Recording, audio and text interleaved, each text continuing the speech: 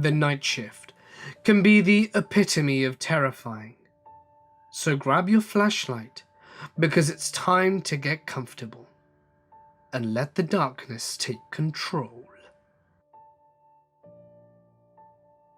I worked night stock at a Navy exchange in Hawaii. It's basically like a Macy's for the military base. And it paid decent to a guy like me with a useless bachelor's degree. We typically worked from about 10 p.m. to 3 a.m. and my co-workers were a pretty rowdy bunch, so it never really felt very eerie most of the time, because it felt like if ghosts existed, they'd be scared off by those maniacs. But once my boss sent me and Matt back into the quiet and poorly lit storage area to get some appliances for the kitchen department. The storage area was set up by making these artificial aisles using pallets with stacked merchandise on top of them. There were stacks of vacuum cleaners, toaster ovens over shoulder height, and when I went down one aisle and Matt went down another, I could barely see the top of his shaved bald head poking over the top. I had my little metal cart, and I was loading up blenders or whatever, when I heard a muffled sound from the walls. First it was like a squeak noise, but as it got louder, it sounded more like a child sobbing, and then it turned into a full-blown crying and wailing. Then I saw a white, floating blob of light appear above me in the middle of the aisle. It floated towards the center of the aisle, then did a 90-degree turn and zoomed out of sight. At first, I thought I was going nuts, but then Matt sprinted over to me and said, "What the hell was that? Did you see it?" It could have been a puff of smoke or something, but in Hawaii, we don't often use gas or steam in buildings because it's so hot all year. We've never been able to rationalize what it was. I used to work graveyards at a youth detention center. I had this big black guy working with me. It was just the two of us, and he was scared of the dark. And so we would put him in the control room with all the camera screens. I'm reading a book between welfare checks, and the blinds on the window are slowly starting to roll down. Really slow. Like deliberately slow. Anyway, this kind of freaked me out. But I'm a pretty logical guy, so I brushed it off and tried to just focus on my book. And when I'm about to do my next check, as we have to do checks on the kids every 15 minutes to make sure that they haven't hung themselves or tried to break out or something. So about 5 minutes after the window blind incident, I'm about to get up and go to do a check when my radio turns on and a woman yells, "Jump!" which of course made me jump. We didn't have a woman on duty, and our radios are protected from outside radios nearby. Or so they told me. Then I thought perhaps it was just my co-worker trying to mess with me. When I confronted him about it, he told me that he didn't think those kind of jokes were funny because he's afraid of the dark and would never do that. The guy almost had tears in his eyes. He was more freaked out than I was, but I was still freaked out. So I spent the rest of the night in the control room with my friend and would walk all the way to the other side of the facility to do my checks. I didn't want to be in that room alone again. I found out later that at least one kid had died there years before, and for some reason, there have been other incidences in the same facility. One girl had Tupperware thrown across the room at her when she was doing some checks, and someone else had experienced the window blinds going up and down as well. In June of 2010, I got a job working in a nuclear security facility, which I loved and made good money. I was contracted security. Most of the people were great and fun to work with. In September of 2012, I found out I was pregnant. The security company I worked with hired several new guards in 2012. I'll call this guy Harry. He was a rather thin, small guy in his mid-40s, and seemed nice at first, until I left day shift to work night shift. We would work from 5:30 p.m. to 6 a.m. Everything seemed fine at first, no problems. As the nights went on, Harry would start smarting off to me for no reason. Basically, he acted like a jerk. Eventually, I went back to nights. I have no idea why the man was being so mean. I'm a Christian, and decided to kill him with kindness. I had found out that he and his wife were getting divorced, and he was having a hard time with it. I felt bad for him, because I've had 2 divorces and 3 marriages. Whenever I'd ask Harry a question, he would scream at me over the radio. Or I'd be walking to a new post, and if he were walking by, he would always run into me and knock me hard. I forgot to mention, I'm 5'11" and not a pushover. I really thought, okay, he's having a hard time and taking it out on me. At this job, if they were short on people, they would force overtime. And this night, Harry was forced to work the weekend on a different crew. I felt bad about him having to work the weekend, as he was supposed to be visiting his kids. The next time we worked, he bought me a letter from a so-called friend and asked me to rewrite it so he could send it to his wife, and apologized to me for being rude. I really didn't want to, and tried to tell him nicely no, but he insisted, so I reluctantly agreed. That's when he started telling me about his wife and how crazy she was. He tried to get her some help, saying she wasn't stable enough to get full custody of their kids. A couple of nights later, he started telling me things he would love to do to her.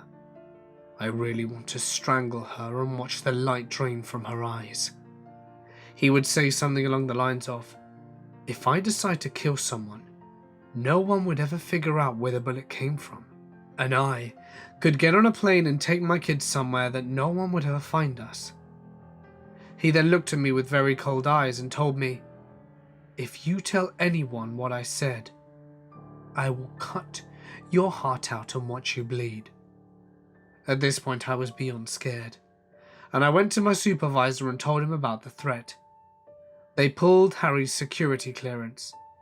When they did that, he glared at me with the scariest look I'd ever seen. My boss told me to make a police report, so I'll document what happened. Turned out he'd been arrested for harassment. Some older woman he harassed had pressed charges, as well as gained assault charges. I don't know how the hell he got that job with that record. In January 2013, I had taken a layoff because I was considered high risk because I'm a type 2 diabetic. His excuse was that we were both up for a permanent job at the site, but I turned down the position. I had gotten in touch with his ex and told her about the threats he made to her. I got a subpoena to testify in court, and when Harry found out, he started to follow me. He went at my husband's job looking around, and then I started getting phone calls where I could hear someone breathing hard down the receiver and never said a thing. Then he started calling the manager of the apartments, asking in which apartment I lived, what did my vehicle look like, and so on. This went on for about 2 months, scaring me to death. In March I went to court, and when he saw me, he grinned an evil grin I'd never seen before. I wasn't called to testify, and the shaking stopped. I later found out he'd been arrested for breaking into the house where his wife was living, and having several firearms in his possession that he wasn't supposed to have. When his wife moved to another house and went shopping, she came home to see her house was on fire. He was in the driveway grinning and laughing, while the firefighters were trying to put it out. I guess you'll remember to turn off the coffee maker next time. I've only seen him once since. For 3 months I was absolutely terrified of him, and I certainly hope I don't bump into him again. In April, I had my son. He was stillborn. I sometimes wonder if my son's death was because of all the stress I went through. So, I worked in an old train depot that was built just before the Civil War and was a focal point of some brief fighting. It got burnt, rebuilt, then decommissioned into an event venue in modern times. The building was very long and narrow with high ceilings. The walls were native stone, exposed. The depot, while decommissioned, sat next to an active tracks that was still in use. So if you weren't paying attention, you could have a train roar past you and scare the bejesus out of you. Some events were late at night, and then a different event would be first thing in the morning. Say a wedding that went to midnight and a trade show the next day at 6. When events like that were close together, I'd have to go out to the depot and clean and flip it by myself in the middle of the night. One night, I'm there very late cleaning up after a wedding. Some decorations were left behind, which always happens. Tonight, they happened to have left some helium balloons. I always managed to spook myself out in the depot. There were spiders that lived in the cracks of the native stone walls that would scuttle in their holes when you got close. Not to mention, the floors creaked at night, and the place echoed. Every sound was louder in that building, especially at night and alone. I was mopping the floor, moving backwards and forwards, near the front, and swishing the mop in overlapping figure 8 movements, a technique I had heard they used in the Navy. I got almost to the end of the main open floor when I saw movement from the corner of my eye. I saw a balloon floating about chest height. So that was the end of the string, which was barely touching the floor. It was moving towards me down the middle of the building. The balloon floated from the hallway that connected the rear rooms of the depot to the big main event floor, as smoothly as if someone was drawing it along with a rod and reel. It stopped a few feet away from me. I was a child of the 90s, so I fully expected the Tim Curry Pennywise to yell something at me from the balcony where they stored the AV equipment.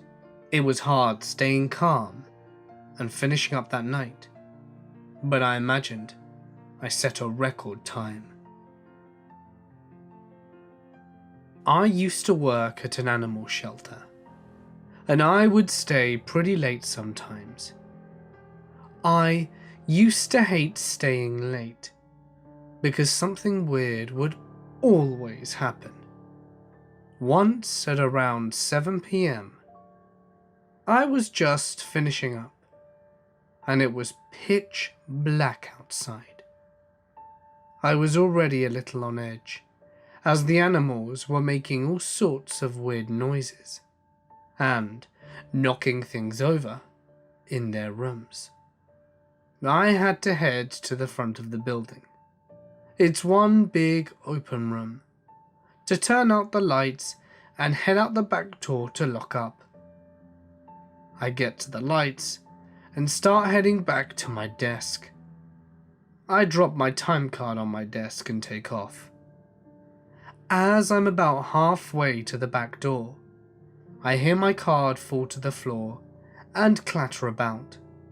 There's no way it could have moved, as it was flat on my desk. I thought for half a second that I should check it out, and then wisely decided against it. You better believe it that I booked it out of there immediately. Even weirder still, I was relaying this story to a co-worker a few days after, late at night again. I'm also telling her I've heard crystal clear little kid laughter before too. Right after I finish that, the motion sensor hand towel dispenser goes off in the bathroom down the hall. I obviously book it out of there, but my co-worker didn't seem too creeped out. That place is weird at night.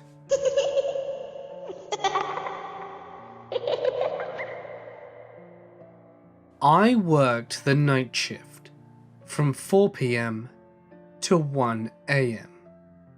for a branch of a nationwide clothing store. Old building, maybe 50 years old. From about 9 till 1 a.m., the store was closed, and 3 of us would be working.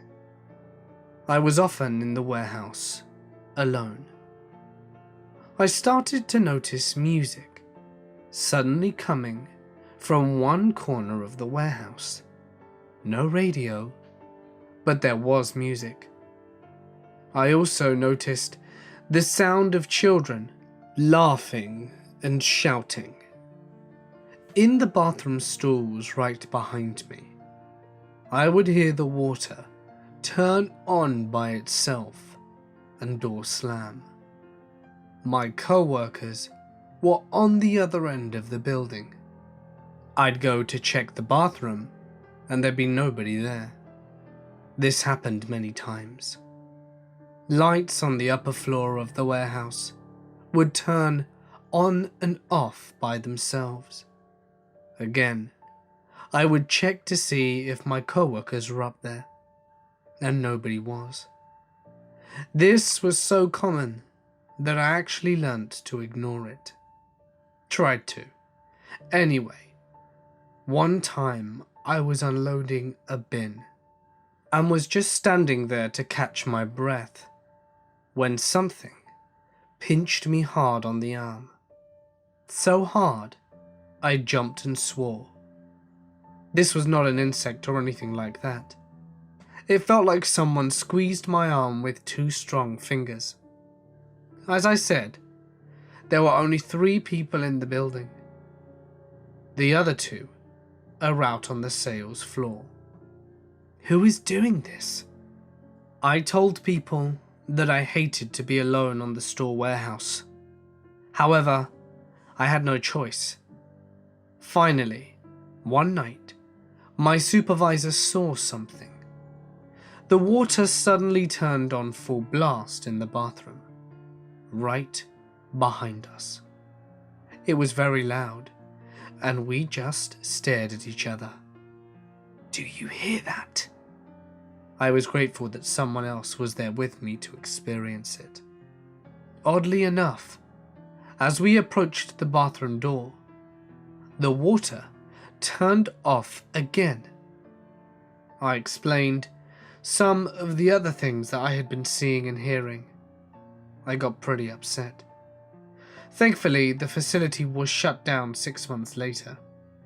The official report was that inspectors found asbestos, and obviously that meant it had to go. At a luncheon, I had a chance to speak with my old supervisor, the one who heard the water at night. He told me that there were many accidents and unexplained injuries in that warehouse, including my co-worker Marie, who swore that she had been pushed down the metal warehouse stairs by a ghost.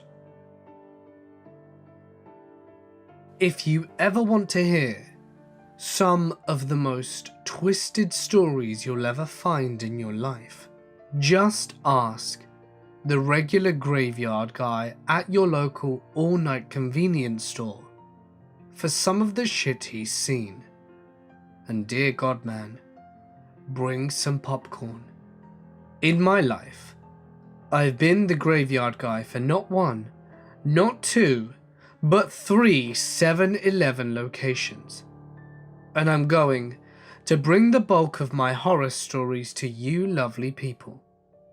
This one is about a gentleman named Richard. Working the graveyard shift, I was the lone employee from just after 10 p.m. at night to just before 6 a.m. Not only that, but the next nearest all-nighter anything was another convenience store over 2 miles away. So you could just barely see the light pollution from their neon. This setup alone made for many interesting happenings. And tonight, it was a Saturday night going into Sunday morning, just after 4 a.m, when a middle-aged man with thick glasses and a week-old stubble, he wasn't unpleasant at first. He made small talk as he walked through the store, sometimes with me, sometimes to no one in particular. He mentioned things about the weather. He asked about the hot dogs and taquitos on the grill. It was what it was at first, but then the comments started slipping in. Minor vulgarities and weird things. After walking about the store for a good 20 minutes, he comes up to the register to check out, without anything to actually buy. I asked if he needed help with anything, and asked me what I knew about the Antichrist. All right, well, I know enough, I guess. I was raised Catholic, so I know quite a bit on the subject. And so, he stares at me, eyes wide, mouth pursed. I wasn't sure if he was about to bite me on the face or kiss me on the lips, and not being able to tell the difference made me uneasy. The man: I should get a hot dog. Me? All right, which one? The man says, one of the big ones. I want to enjoy it. There'll be no more hot dogs when the Antichrist comes. It sounds like a ridiculous statement. Okay, it is a ridiculous statement. But when said with genuine menace, it becomes a thinly veiled harbinger of doom. I did my best to ignore it. I got his bread and his hot dog and handed it over to him. He walks around me to the condiment bar and he continued. The man goes, "You have onions?" Yeah. I love onions. Then there was a long pause.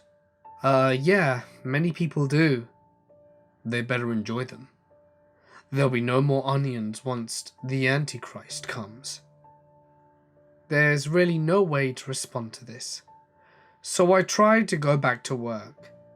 But even as I walk, as I stock cigarettes and start my nightly count, I can feel him watching every move I make. He comes up to the register with his hot dog, pays, and I hope to hell I'm done here. I say, "Thanks for coming. Have a good night, sir," and turn my back to the man. "Can I eat this here?" he replies. Probably not a good idea. The manager comes in at about 5:30, and he doesn't like it if anyone's hanging out here. Stuff to do, you know. I'm not worried about him, the man says. The shit part about this is that I was actually partially lying. The manager, James, my boss, and a really awesome guy, arrives between 5:30 and 5:45 every morning, Monday through Friday. But he avoided this place like the plague on weekends. I was trying to sell something that I knew wouldn't fly if this guy actually stuck around long enough for no one to show up. How he wasn't concerned about someone else showing up. Saturday nights are a busy time for the convenience store, but after 3:30 it becomes a ghost town, and it was just me and this guy for one extended, uninterrupted, messed up conversation after another. I tried to walk to stock some cups, but he'd be right behind me. There'll be no more cups and straws when the Antichrist comes. I arranged the beer and coffee. There'll be no more coffee when the Antichrist comes. I realize it sounds like a joke, but his panicked eyes and horribly hinting smile made it clear that he was dead serious about everything he said. 5 rolls around. Well, you should probably get going. Don't want that boss to get mad at me. The man said, he won't be mad at you. Me. It's just, he doesn't like people hanging around. The man says, we're just talking. Talking about the Bible. He said this so slickly sweet, it made my stomach churn. Yeah, but he's still going to be here soon. The man said, I'm not worried. I need to buy milk. I point to the display case. He walks back, grabs a thing of milk slowly, and robotically inspects the carton all the way back to the register. I love milk, he says. Oh, really? Yup. But there'll be no more milk when the Antichrist comes. The devil won't allow that. It's holy sustenance. Alright, so at this point, I'm sizing the guy up. He's about 5'9", and I'm 6'4", and I've got at least 100 pounds on him. So, I think if things go south, I think I can get a few good knocks in before he pulls out my liver and puts it on my head. At 5'10", I tell the man, you should really be going. The man replies, Jesus loves all his children. 5 minutes later, the boss is going to be here soon. I'm not worried about him. Another 5 minutes later. Is there anything else you need, sir? The devil is real. Jimmy Carter. This is where 2 things happened that if I hadn't lived through, I would have called bullshit. At 5:30, for the first time in almost 2 years, my boss James comes walking into the store on a Sunday morning. He managed to unbluff my bluff with this guy. And this is the jaw-dropping hilarious part for me. James had been out to the beach on Saturday. James had fallen asleep at the beach on Saturday. James had shaved his head fresh before going to the beach on Saturday. In other words, just as I told him, my boss came in at 5:30 on the dot with a completely shaved head, his long dark goatee, and bright red skin. As he walks in, I say, "What are you doing here?" My boss replies, "I honestly have no idea." He then looks at the guy. "Who's this?" I didn't answer. I looked at my boss. I looked at the guy, and then back at my boss. He looks at the guy, my boss, and he says, "Let's go outside and chat, friend." Less than 10 minutes later, the guy was walking off, and James, my boss, came back to the store. "So how are you?" What the hell was all that about? "Oh, Richard. Well, he started talking to me about Jesus. I started telling him about witchcraft. He said the Antichrist was coming. I said I was the Antichrist. Overloaded his circuits. He left. I love my boss. I wish this is where the story would end. But about 3 months later, I'm outside of the store smoking a cigarette, with a few regular customers of mine just chatting away. Somewhere in the distance, I hear, "Jesus, Lord God, help me." I perk up, but the people I'm with don't seem to notice. "Jesus, please, I know you can help me, it's closer now." And I actually say, "Oh, please, don't be Richard. Jesus Christ, come down from heaven and save me. Oh, please, don't be Richard." Sure enough, barreling around the side of the building and heading in my direction is a panicked, screaming, sweaty Richard, covered in his own blood. The people I'm with ask the appropriate question of, "Dude, why is he covered in blood?" I, on the other hand, had only one thought in mind and repeated it over and over and over. "Don't go in the store, don't go in the store, don't go in the store." Damn it. I crush my cigarette out and run into the store.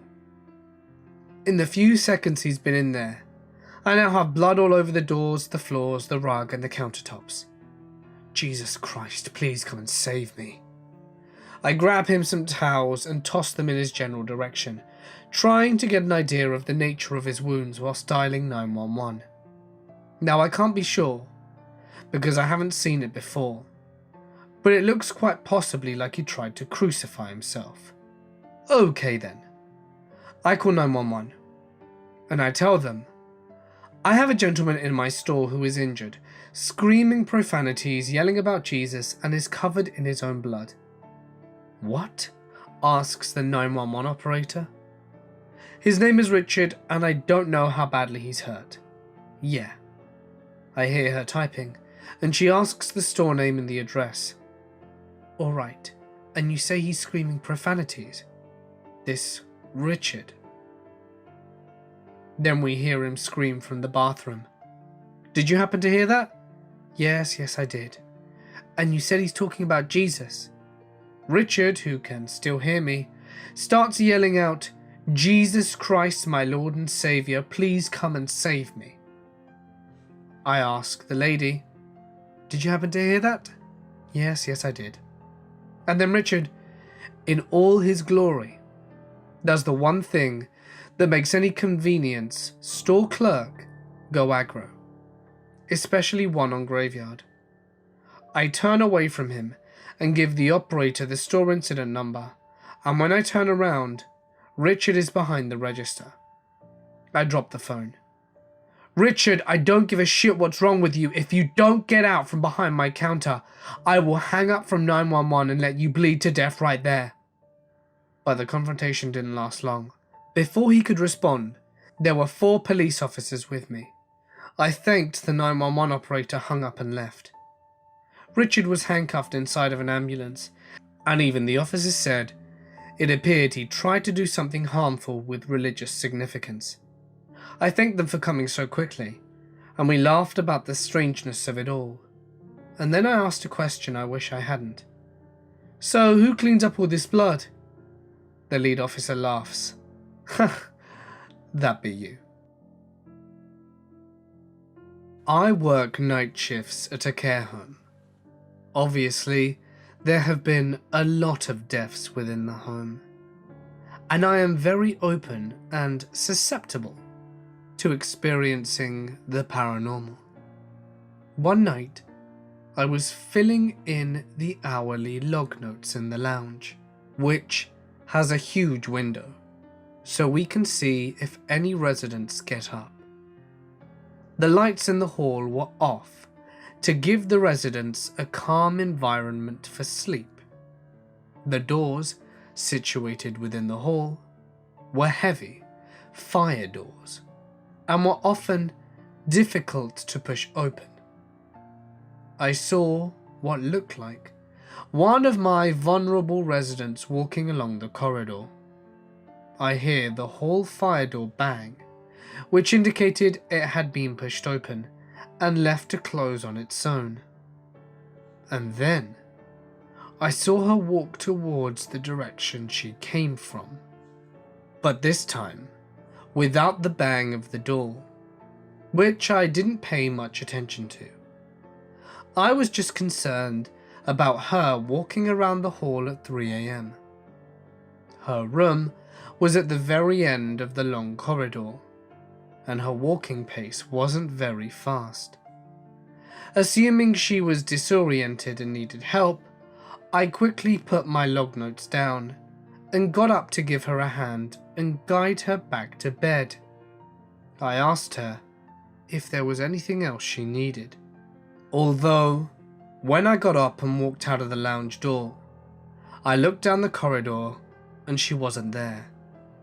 There was no way on earth that she could have got back to her bedroom within the 10 seconds it took me to react. My co-worker also witnessed this, and I'm glad, because I thought I was losing my mind with lack of sleep. I walked along the corridor, using the torch on my phone for light, and entered her room. She was fast asleep, literally hadn't moved from the position I put her in an hour previously. I then had to assume that a previous deceased resident was still here and wandering the unit. I hope she's okay and finds peace. I used to work night security at a group residential building that had been converted from old factories, like 1800s old. Some of the buildings still had a few features from where they were industrial. The basic concept of the building were live and work spaces for people running photo studios and the like. The first building was commercial only. It was almost always completely empty at night after a certain time. It had this dinosaur of a freight elevator at one end of the building, and the other one was a loft that contained the roof hatch. The maintenance guy would sometimes forget to secure it, and on windy nights you can hear it bang around. When it was left open, you could also hear the elevator machinery from the floor below, when the elevator was in use. Also, this building is 2 floors and laid out as more or less a straight line from one end to the other. So, no one can come or go on that floor without me noticing. One night, after I'd shortly started working there was a foot patrol of the building, and was at the loft end of the building, and I could hear the roof hatch door banging open and the bars of the freight elevator machinery starting up. After a small heart attack, I went to check the far end of the building to see what was happening, but there was no one. But the elevator had moved between floors. No one came out of any commercial space onto the second floor. I would have heard them opening and closing their doors, moving in the hallway. Also, there's nowhere to go, because it's a straight line, except for the elevator that is around a corner. It can't be someone on the first floor messing with me, because there's a call button on each floor, so there's no way to control the elevator from the outside. Other than that, in order to control the elevator, you have to be inside. So I would have either seen them in the hall or found them standing in an elevator. Also, this particular elevator is one of those really old manual style ones where you have to open and close the door by hand, and it's difficult to do quietly. Also, the elevator doesn't move at all until the doors are closed manually. Last time I had seen the elevator, it had been on the first floor with the doors open. I work nights alone, but with a sleeping co-worker who I can wake up in case of emergencies. At a home for developmentally challenged adults, helping them out with whatever needs to be done. which usually isn't all that much, since they sleep. I'm not armed in any way, and wouldn't want to be. I'm around 5'7" and 140 pounds of pure love. One of the residents, a very autistic gentleman, sometimes has the habit of coming out and asking me in the middle of the night if he can sleep in. If he doesn't have to get up in the morning, like if it's a weekend, or his stay-at-home day. He likes to be reassured that he doesn't have to get up, as he hates mornings. He sleeps with his socks on and has a very light, shuffling gait, which is almost completely inaudible. On a shift, I'm sitting in the main room, watching a television program about political analysis.